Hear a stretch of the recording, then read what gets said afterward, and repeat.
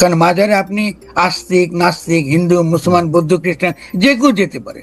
এবং সংস্কৃতির দিক থেকেও সেটা এমন একটা সংস্কৃতি যেটা আপনাকে আল্লাহর নিকটবর্তী করে, মানে এমন সংস্কৃতি যেটা অলওয়েজ হয় আল্লাহ বন্দনা, নবীর বন্দনা, ধর্মীয় গানগুলো এখানে অতিরিক্ত গাওয়া হয়, যেগুলো আধ্যাত্মিক জায়গা, ক্ষেত্র জায়গা।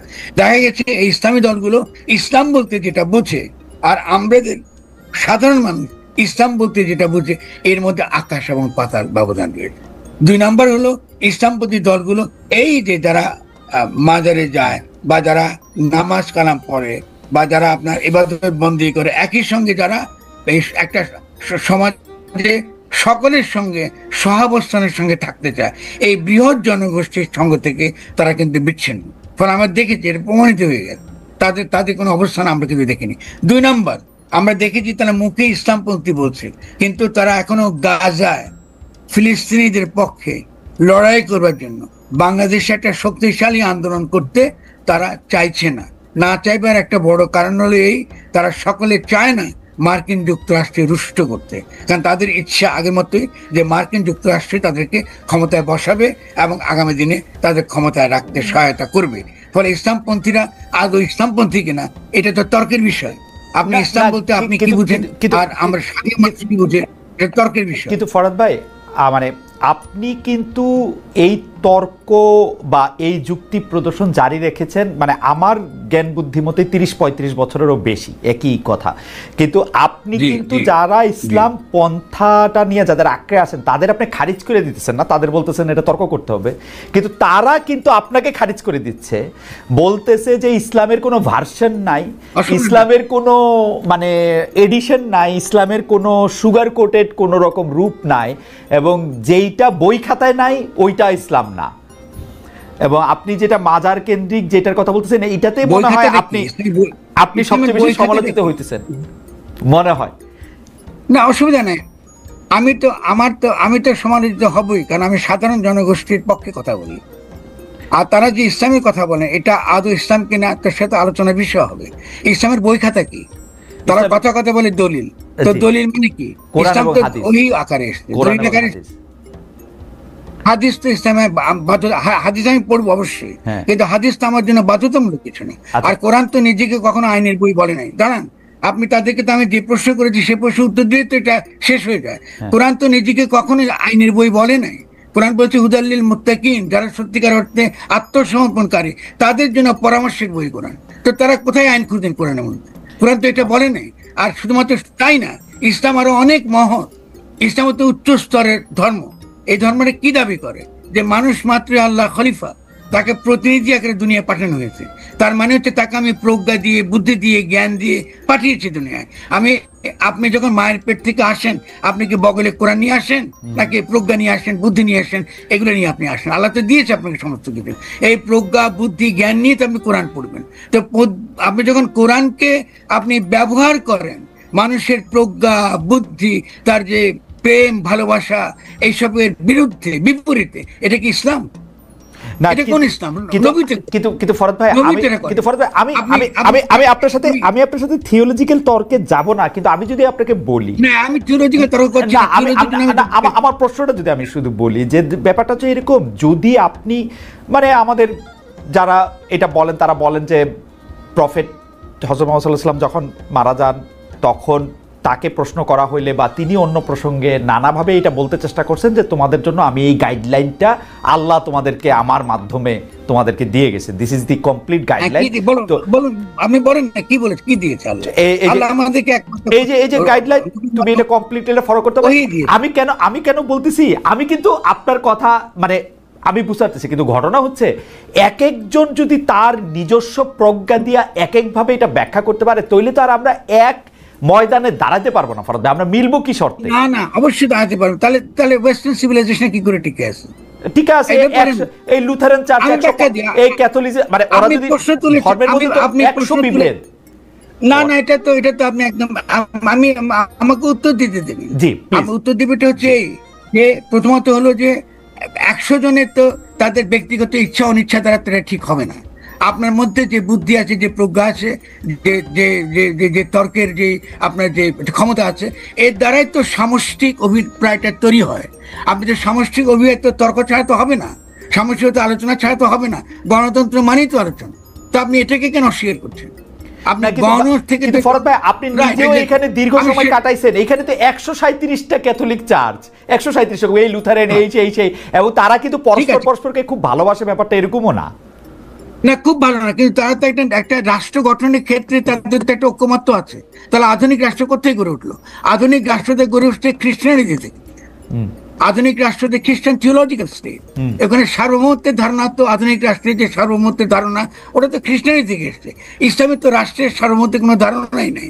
তাহলে ওনারা কি রাজনীতি করতেছে? আপনি যদি রিয়েলি তারা ইসলামপন্থী হতেন তাহলে কি করে রাষ্ট্র সার্বভৌম এটা তারা কি করে এটা তারা মানেন?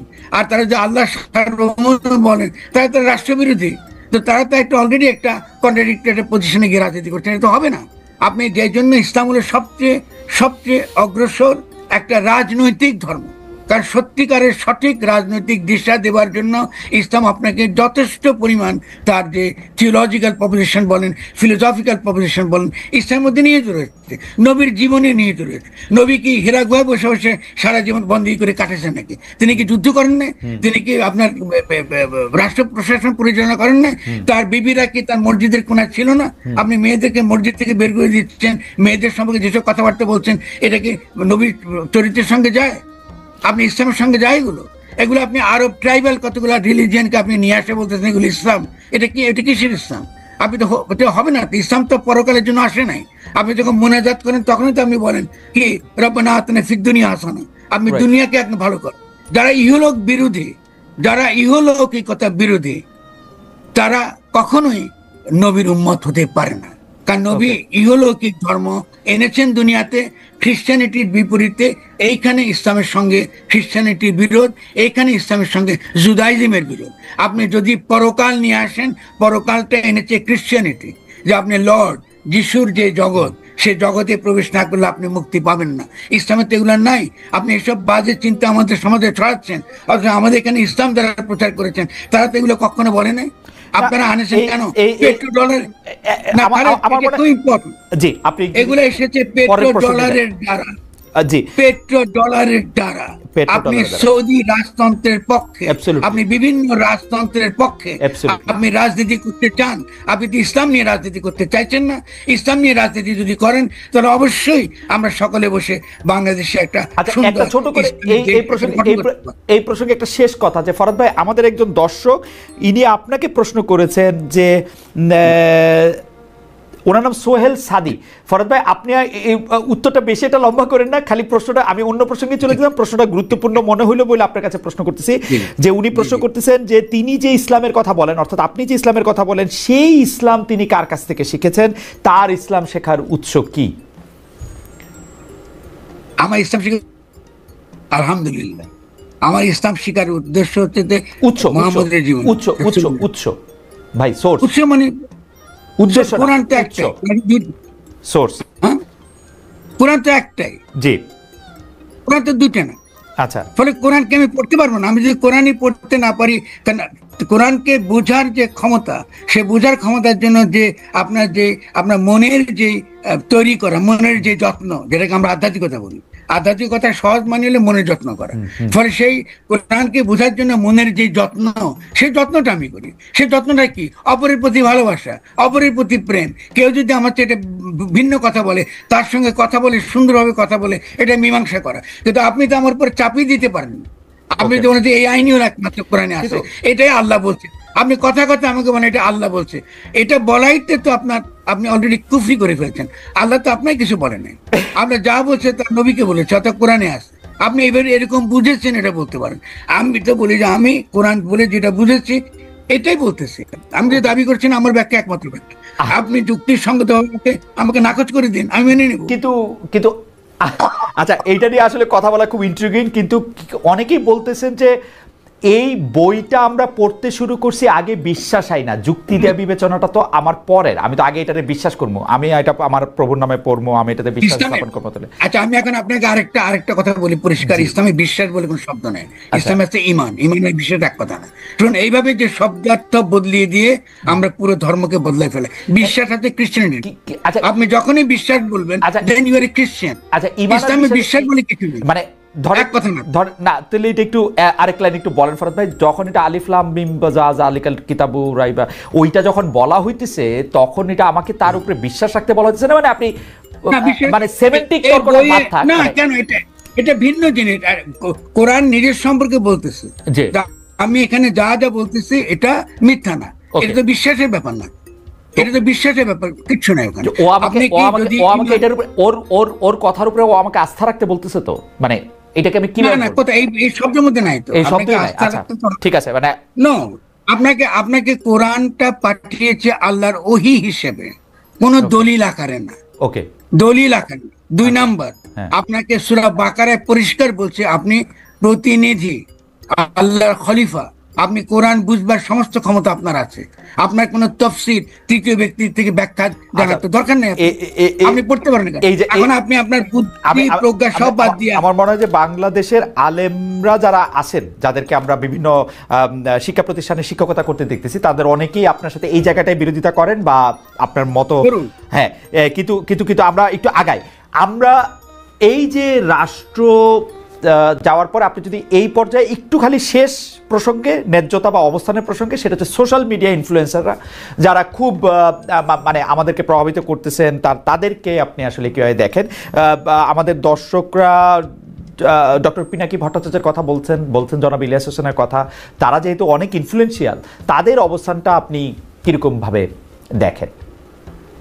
তারা 3 জনই আমার অত্যন্ত ঘনিষ্ঠ বন্ধু। ডক্টর কনক স্যার আছেন, জি, তার কথাও মনে হয় আপনি বলতেছেন। কনক স্যার তো আছেন বটে, কনক স্যার আর বলুন, ইলিয়াস বলুন, কি পিনাকি, এরা অত্যন্ত বন্ধু, এবং আমি তাদের অবদান ছাড়া এই গণঅভ্যুত্থান হতো না, অসম্ভব ছিল। তবে সেটা হচ্ছে যে আমাদের পার্থক্যটা, যেহেতু আমরা একসঙ্গে থাকি না, একসঙ্গে আলোচনা করতে পারলে এটা আরো সুন্দর করে বেরিয়ে আসতো, যাতে আমরা আমাদের যার অভিজ্ঞতা অবস্থানের জায়গা থেকে অনেক বিষয়ে আমরা কথা বলেছি, হয়তো আমাদের তথ্যের বুঝতে পারছি যে তার যে উষ্মা, তার যে সমালোচনা যুক্তিটা আমি বুঝতে পারি, কিন্তু আমি বৃহত্তর একটা পটভূমিতে আমি মনে করি যে আমরা ব্যক্তিকে হেয় করে মন্তব্য করার পক্ষে না, এটা রাজনীতির দিক থেকে এটা আমাদের খুব ফলপ্রসূ হয় না। এটা আমি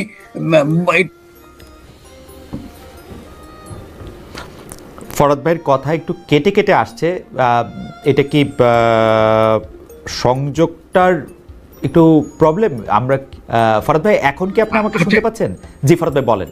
আমি শুনতে পাচ্ছি। জি ফরহাদ ভাই বলেন, একটু ফ্রিজ হয়ে গেছিল। আচ্ছা, তাহলে আমি বলছি যে যখনই তারা পিনাকি যখন একটা অবস্থান নিচ্ছেন, তার যে বিশেষ ভাষা ব্যবহারের পদ্ধতি, এবং পিনাকি খুব সুন্দরভাবে বলে যে আমি তো এটা ভদ্রলোকদের জন্য লিখিনি, আমি সব সাপোর্ট করি। ফলে তাদের এই যে জনগণের কাছে ছড়িয়ে যাওয়া, একটা জনমত তৈরি করবো গুরুত্বপূর্ণ। আমি মনে করি যে আমার ভূমিকাটা যদি কিছু থেকে থাকে, আপনি যেভাবে হাজির করেছেন এই 3 জনের পাশাপাশি, আমার ভূমিকাটা হচ্ছে যে মূলত মূল মর্মটা, রাজনীতির মূল মর্মের জায়গাটা ধরিয়ে দেবার চেষ্টা করা, এবং এটাকে পিপলের কাছে নিয়ে যাবার দায়িত্ব তারা নানানভাবে তারা করেছে। অনেকে সমালোচনা করে তাদের এই তত্ত্বটা ঠিক নয়, বা অনেক সময় উস্কানি দিয়েছে, অনেক সময় তারা বম্ব সৃষ্টি করেছে, এই সমালোচনা থাকতে পারে, আমি সেটার মধ্যে প্রবেশ করছি না। যে কোনো রাজনৈতিক ক্যাম্পেইনটা অলওয়েজ সাধারণ মানুষের মধ্যে একটা জনমত তৈরি করার চেষ্টা, সেই থেকে তারা তাদের জায়গা থেকে করেছেন, ইনফ্লুয়েন্সার হিসেবে তারা ডেফিনেটলি সফল।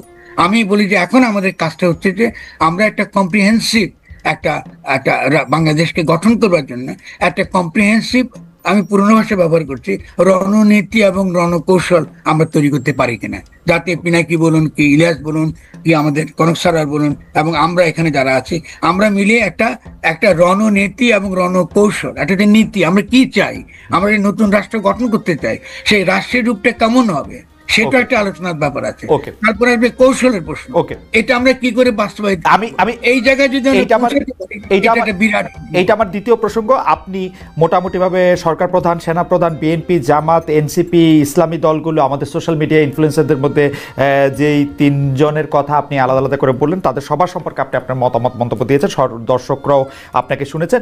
আমি এইবার আপনার কাছে এই বিষয়টা একটু বুঝতে চাই যে আপনি প্রথম থেকেই যে মানে 8 তারিখ থেকে আপনি বলছেন যে একটি প্রতিবিপ্লব, যেটাকে আপনি সাংবিধানিক প্রতিবিপ্লব বলছেন, সেটি হয়েছে। আপনি সরকার বদলের কথা আপনি আগেও বলেছেন, সরকার হয়তো আমেরিকানরাই বদলায় দিবে, রাষ্ট্রের ব্যাপারটা নিয়ে আপনি কথা বলেছেন। কিন্তু আমার একদম স্পেসিফিক প্রশ্ন, আপনি যদি রাষ্ট্রের বদল করতে চান সেই ক্ষেত্রে আপনি দায়িত্বটা কাকে দিবেন, কি উপায়ে দিবেন? ধরা যাক আপনি যদি ডক্টর মোহাম্মদ ইউনূসকেই বলতেন যে তুমি রাষ্ট্রের বদলটা সম্পন্ন করো, যেটা আপনি বিএনপির চাপের কথা বলতেছিলেন, সেইটা আপনি মানে কিভাবে পিক করতেন যে এটা ডক্টর মোহাম্মদ ইউনূস, এটা ফরহাদ মজর না, এইটা আলী রিয়াজ না, এটা ডক্টর মোহাম্মদ ইউনূস, এই পিকটা আপনি কিভাবে করতেন? মানে এইটা কিভাবে সম্ভব হতো, এটা যদি আমাদের একটু বলেন, যে আমরা যদি আপনার তর্কের প্রেমিসটা পুরো ধরেও নেই যে হ্যাঁ আমাদের রাষ্ট্রের এই জিনিসগুলি তো বদলাইতেই হবে, না বদলায় আমরা সরকার বদলায় আমাদের ফায়দাটা কি আসলে? আপনি এটা আসলে কিভাবে তাদেরকে চিহ্নিত করবেন? মানে আমাদের তো কোনো সাদা ঘোড়া পাঠানোর উপায় নাই। প্রথমত হলো যে এই বিষয়টা কিন্তু আমি অনেকবার বলেছি, আবারও বলি, এটা একটু আরেকবার বলছি। সেটা হলো আমি বারবারই বলেছি ডক্টর ইউনূসকে পূর্ণ ক্ষমতা সম্পন্ন অন্তর্বর্তীকালীন সরকারের প্রধান হিসেবে আমাদেরকে ঘোষণা করতে হবে, এটা প্রথম কাজ। ওকে, কারণ তিনি কিন্তু পূর্ণ ক্ষমতা সম্পন্ন নন, তিনি উপদেষ্টা। কার উপদেষ্টা? তিনি চুপ্পুর উপদেষ্টা। চুপ্পু কার প্রেসিডেন্ট? শেখ হাসিনার প্রেসিডেন্ট, এবং তিনি বাংলাদেশের বিদ্যমান সংবিধানের অধীনে।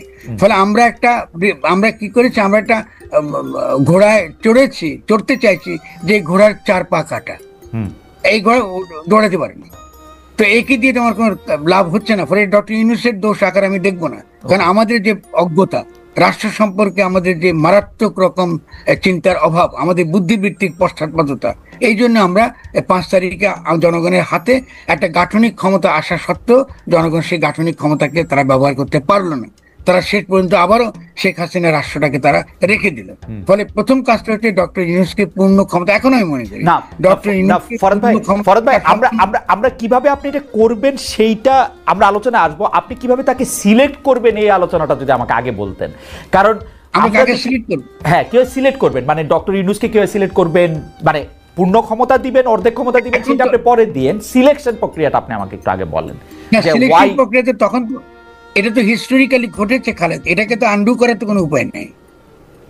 ওকে, আর যদি আমরা আন্ডু করতে চাই তাহলে আমাদের আলোচনা করতে পারি, সমস্যা নেই আমাদের, কিন্তু আমরা যেভাবেই করি না কেন, ফরহাদ ভাই একটু ধাপে ধাপে বোঝার জন্য, আমরা একটা গণ অভ্যুত্থান দেখলাম, গণ অভ্যুত্থানের পরে আমরা একটা সরকারকে পালায় যেতে দেখলাম, সরকার এখন নাই, আমাদের এখন একটা সরকার লাগবে। এখন আমি যে ডক্টর ইউনূসকে আনলাম, আমি তো দেখলাম যে আমাদের যে বর্তমান সেনাপ্রধান আছে, একজন উপদেষ্টাই বললেন তিনি চান নাই, তিনি মনে করছেন যে ডক্টর ইউনূস তো 30% লোকের কাছে অন্তত বিতর্কিত, আমরা কেন মাত্র 70% লোকরে সারা মানুষের লোক হিসেবে আনবো? তো এই সিলেকশন প্রক্রিয়াটা আমি কেমনে করতাম? কারণ আমার কাছে কি মনে হয় ফরহাদ ভাই, আপনার এগুলি বইলা যাইতে হবে, কারণ হচ্ছে যে এরকম পরিস্থিতি আমরা ভবিষ্যতেও সামনে আসতে পারে আর কি। আমি চাই যে ব্যাপারটা এরকম না, আসতে পারে। আমি সিলেকশন প্রসেসটা জানতে চাইছি আজকে 50 বছর পরে, 20 বছর পরে। না ঠিক আছে, প্রথমত তো ডক্টর ইউনূসের সিলেকশন পদ্ধতি একটা হিস্টোরিক্যালি ঘটেছে। ডক্টর ইউনূস তো সেভাবে তো আমরা তাকে করি নাই। গণ অভ্যুত্থানটা এরকমই হয়। এখন গণ অভ্যুত্থানের সেখানে যদি যদি তার নিজেকে বলতো আমি রাষ্ট্রের ক্ষমতা গ্রহণ করলাম, এটা গ্রহণযোগ্য হতো, কারণ পলিটিক্যালি গণ অভ্যুত্থানের পরে আইন নাই, এবং সে আইন রাইট এক্স্যাক্টলি। সামরিক অভ্যুত্থানে যখন কি বলে, যদি সেনার প্রধান এসে যদি বলে সংবিধান স্থগিত এবং আজ থেকে আমাদের ফরমানের উপর দেশ চলবে, তো গণ অভ্যুত্থান চলতে পারবে না কেন? অবশ্যই পারবে। কিন্তু হিস্টোরিক্যালি ঘটনা ঘটে রাইট, হিস্টোরিক্যালি ডক্টর ইউনূসের নির্বাচন পদ্ধতিটা ছাত্রদের দ্বারাই হয়েছে যতদূর আমি জানি। অন্য কোনো ভুল যদি তথ্য থাকতে পারে, ছাত্ররা কেন করেছে তাদের আমরা এটাকে মন্দ বলতে পারি না, এটাকে আবার ভালো বলতে পারছে না। কারণটা হলো যে মন্দ কেন বলতে পারছে না, কারণ আন্তর্জাতিক ভূরাজনৈতিক যে সকল সমস্যাগুলো ছিল তাকে যদি আমরা মোকাবেলা করতে চাই, তাহলে ডক্টর ইউনূসের নির্বাচনটা সঠিক। ওকে, এটা আমি মাইনে নিলাম। 2 নাম্বার হলো আচ্ছা 2 নাম্বার আমি শেষ করে একটা করি, কারণ ইম্পর্টেন্ট, বাকিগুলো ইম্পর্টেন্ট। 2 নাম্বার হলো আমরা অনেকেই বুঝতে পারি নাই যে ডক্টর ইউনূস তিনি আসবার পরে তিনি একটা সেনার সমর্থিত উপদেষ্টা সরকার মেনে নেবেন, কারণ তাকে আমরা অনেক বড় সম্মান দিয়ে এনেছিলাম, এটা তিনি মেনে নিয়েছেন। এটা আমরা তো অ্যান্টিসিপেট করতে পারি নাই, কারণ তা তো উচিত ছিল। আমি সেনার সমর্থিত বসে চাই নাই, আমি একটা অন্তর্বর্তীকালীন সরকার চাই। আমার যে অন্তর্বর্তীকালীন সরকার একটা নতুন গঠনতান্ত্রিক প্রক্রিয়া শুরু করবে, এবং তার কিভাবে করতে হবে তার ফর্মুলা আমি বারবারই প্রথম দিন থেকে দিয়ে এসেছি।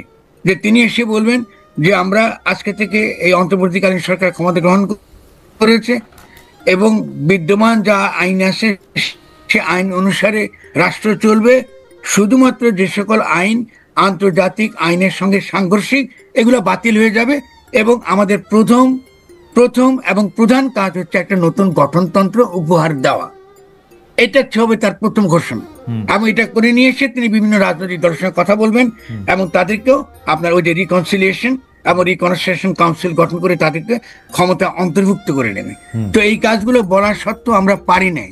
এখন না পারার কারণটা হচ্ছে যে হয়তো আমাদের রাজনৈতিক শক্তি, দলীয় শক্তিটা দুর্বল ছিল। এই ক্ষেত্রে কেউ কেউ বলতেছেন যে বিএনপির সাথে ভারতের একটি সম্পর্ক দেখা যাচ্ছে, আবার কেউ কেউ উল্টোটা বলতেছেন ডক্টর মোহাম্মদ ইউনূস ভারতের সাথে সম্পাদিত শেখ হাসিনা সরকারের কোনো চুক্তি আলোর সম্মুখে আনছেন না এবং তার কোনোটি বাতিল করছেন না, কারণ ডক্টর মোহাম্মদ ইউনূস সরকারেরও ভারতের সাথে একটি নিবিড় এবং প্রবল সম্পর্ক রয়েছে। আপনি এই দুটি কিভাবে বিবেচনা করেন, যে বিএনপির সাথে কি আসলে ভারতের একটি প্যাক্ট আছে? ডক্টর মোহাম্মদ ইউনূস কি ভারতের কাছে মুখে যাই বলুন খুবই নতজানু সরকার? মানে হোয়াট ইজ আপনার বিশ্লেষণ একটু শুনতে চাই। আসলে প্রথমটা আপনি যেমনটি শুনছেন আমিও তেমন শুনতেছি, আমার কাছে এর কোনো ডকুমেন্ট নাই। আর দ্বিতীয়টা যেটা বলতেছেন ডক্টর ইউনূস সাহেবের ব্যাপারে, আমি এর কোনো আলামত দেখতে পাচ্ছি না যে উনি ভারতের কাছে নত জানু, এর কোনো আলামত আমার কাছে স্পষ্ট নয়। ভারতের সাথে আমরা ভারতকে বিভিন্ন বিষয়ে তার সাথে কনফ্লিক্টে দেখতে পাচ্ছি। ভারতের সাথে হাসিনা সরকারের সম্পাদিত চুক্তিকে তিনি সামনে আনতেছেন না, এইটা একটা অভিযোগ। আরেকটা অভিযোগ হচ্ছে ভারত একতরফাভাবে ট্রান্সশিপমেন্ট এবং স্থলবন্দর দিয়ে মাল আনা নেওয়া বাতিল করলো, এর বিপরীতে বাংলাদেশ কোনো ব্যবস্থাই নেয় নাই এখন পর্যন্ত। আসলে বাংলাদেশের নেওয়ার সেই সুযোগটাও কতটুকু আছে না আছে সেটা বিবেচনায় নিতে হবে। 2 নম্বর হচ্ছে যে ইউনূস সরকার এখন দায়িত্বে আছেন, আমি ক্ষমতায় বলবো না, এই দেশের জনগণই তাকে দায়িত্ব দিয়েছে, উনি দায়িত্বে আছেন। উনি দায়িত্বে আসার পরে এটা ঠিক যে ভারত বলেছে নির্বাচিত সরকার আসলে তারা দেশকে সহযোগিতা করবে, তা এখানে কি বার্তা দেওয়া হলো তাহলে? সুতরাং এটা কোনোভাবেই টিকে না বিষয়টা। আর এই সরকারের অনেকগুলা প্রায়োরিটি আছে। চুক্তি সম্পাদন হয়েছে 2টা মানে সরকারের মধ্যে ইতিপূর্বে। সেই সরকার নির্বাচনে তার আইনগত এবং নৈতিক বৈধতা কতটুকু ছিল সে নিয়ে হয়তো প্রশ্ন থাকতে পারে, কিন্তু 2টা সরকারের মধ্যে চুক্তি সম্পাদিত হয়েছে এবং পলিটিক্যাল গভর্নমেন্ট দুইটাই, ইন্ডিয়া পলিটিক্যাল গভর্নমেন্ট, বাংলাদেশেও পলিটিক্যাল গভর্নমেন্ট। এই ধরনের কিছু ম্যাটার আছে যেগুলো আসলে পলিটিক্যাল গভর্নমেন্টকেই রিজলভ করতে হবে। যেমন কিছুদিন আগে আপনারা মানবিক করিডোর নামে একটা বিষয়ের কথা শুনেছেন, আমরা কিন্তু A to Z বলেছি নো, এটাই সরকারের ফাংশন হওয়া উচিত। এরপরে পোর্ট হ্যান্ডলিং এর ব্যাপারেও কথা এসেছে, সেখানেও আমরা বলেছি যে এইটাও এত বড় বিষয়ে সরকারের হাত দেওয়া উচিত হবে না, এই ব্যাপারে আমাদের অবস্থান স্পষ্ট। সুতরাং তারা আরো যে প্রায়োরিটি গুলো আছে, বিশেষ করে কিছু বেসিক রিফরমেশন না করলে আগামীতে একটা গুড গভর্নেন্সের জন্য একটা গুড সরকার গঠন করা সম্ভব হবে না, একটা ভালো ইলেকশন হবে না, এই বিষয়গুলোকেই এখন মূলত প্রাধান্য দেওয়া হচ্ছে। দুটি বিষয়, রাষ্ট্রের দুটি স্তম্ভ সম্পর্কে আপনাকে প্রশ্ন করব। আপনি এখন এই মুহূর্তে বা গত 10 মাস 11 মাসের ডক্টর ইউনূস সরকারের শাসনে আপনার কাছে বিচার বিভাগকে যথেষ্ট স্বাধীন এবং সকর্মক মনে হয় কিনা? আরেকটি বিষয় ফ্রিডম অফ প্রেস। আমি যথেষ্ট স্বাধীন মনে করি না। যতদিন পর্যন্ত বিচার বিভাগ সম্পূর্ণভাবে আলাদা না হবে নির্বাহী বিভাগ থেকে, ততদিন পর্যন্ত এটাকে স্বাধীন বলা যাবে না। যেমন বিচার বিভাগের একটা ডিমান্ড আমাদের আছে যে এটাকে স্বাধীন করার জন্য স্বাধীন সচিবালয় গঠন করতে হবে, সেটা এই সরকারের একটা অঙ্গীকারের মতোই ছিল, কিন্তু এখন পর্যন্ত সেটা হয়নি। আমরা এটা দেখতে চাই যে অবিলম্বে সেটা হোক। যদি স্বাধীন সচিবালয় কায়েম নাই হয় তাহলে বিচার বিভাগ স্বাধীন হবে কিভাবে? নির্বাহীর অধীনে থাকে তো বিচার বিভাগ স্বাধীন হতে পারে না। এমনিতে আমরা সারা দেশে যে বিচার আদালতগুলি দেখি বা আমাদের যে আপিল আদালত অর্থাৎ হাইকোর্ট বিভাগ এবং আপিল ডিভিশন যে রায়গুলি এই পর্যন্ত দিয়েছে বা দিচ্ছে, আপনার সাথে তো সারা বাংলাদেশের সবাই কানেক্টেড, আপনার কাছে কি মনে হয় যে তারা স্বাধীনভাবে কাজ করতে পারছে, নাকি নির্বাহী বিভাগ আওয়ামী লীগ সরকারের মতোই বা পূর্ববর্তী অন্য রাজনৈতিক সরকারের মতোই প্রভাব বিস্তার করেই চলছে? ইউনূস সরকারও আসলে সুপ্রিম কোর্টের পজিশনটা আমার কাছে আমি প্রথমে আনতে চাই। এখন যিনি প্রধান বিচারপতির দায়িত্বে আছেন, তাকে তার পারফরমেন্সকে আমরা যতটুকু পর্যবেক্ষণ করার সুযোগ পেয়েছি, আমাদের মনে হয়েছে তিনি তার বিবেক এবং তার স্বাধীন চেতা মানসিকতার জায়গা থেকেই তিনি পারফর্ম করছেন। হাইকোর্টের যেহেতু অনেকগুলা বেঞ্চ, সেখানে পার্সন টু পার্সন ডিফারেন্স হতেই পারে, কিন্তু আলটিমেটলি বিচার তো যাবে শেষ পর্যায়ে সুপ্রিম কোর্টের হাতে। এই জায়গাটাকে অতীতের যে কোনো সময়ের তুলনায় আমাদের কাছে বেটার মনে হচ্ছে আপাতত। ভবিষ্যতে তারা কি করবেন সেটা এখনই অগ্রিম বলা যাচ্ছে না। ওকে, আর বিচার আদালতের প্রশ্নে মানে জজ অ্যান্ড সেশনস কোর্ট যেগুলি, ডিস্ট্রিক্ট জজ অ্যান্ড সেশনস কোর্ট যেগুলি আছে 64টা জেলা এবং অন্যান্য ট্রাইব্যুনালগুলি, তারা কি স্বাধীনভাবে কাজ করতে পারছে? আমাদের কাছে যতটুকু। প্রিয় দর্শক, আসসালামু আলাইকুম, সবাইকে আজকের ভিডিওতে স্বাগতম। তো আজকের ভিডিওটি দেখে আপনার মূল্যবান মতামত অবশ্যই কমেন্ট বক্সে জানাবেন। এখানে আপনারা একটি কমেন্ট করবেন, সেটা হয়তোবা যা আমি অবশ্যই আগেই গেস্ট করে রেখেছি, সেটি হচ্ছে মাজার ভাঙ্গার যে বিষয়টি।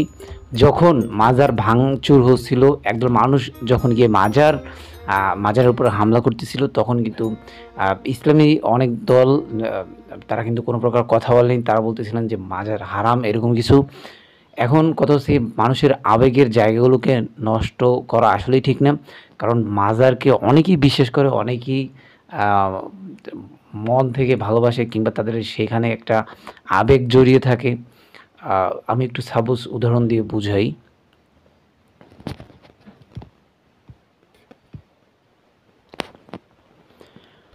অনেকেই অনেক নিয়ত টিয়ত করে, তারপর সংসারে কোনো ঝামেলা হলে সেখানে গিয়ে টাকা পয়সা দান করে।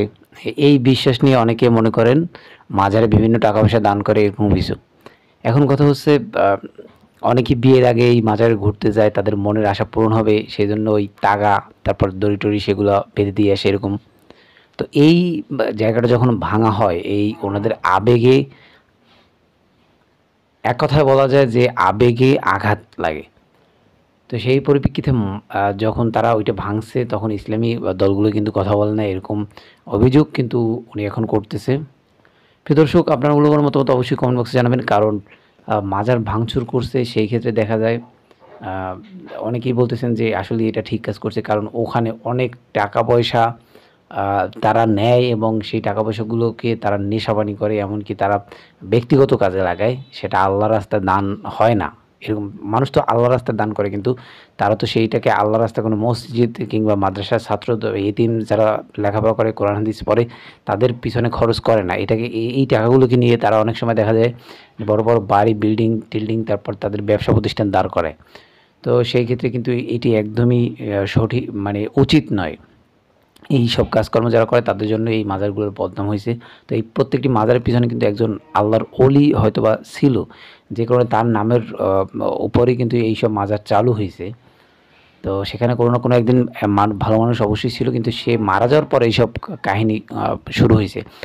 তো প্রিয় দর্শক, আপনারা অবশ্যই কমেন্ট বক্সে জানাবেন যে কতটা যৌক্তিক কথা আজকে উনি বলছেন। আপনার কমেন্ট করলে সেই কমেন্টটি অন্য একজন এসে পড়বে এবং অনেক কিছু শিখতে পারবে, অনেক কিছু জানতে পারবে সেই কমেন্ট দেখে।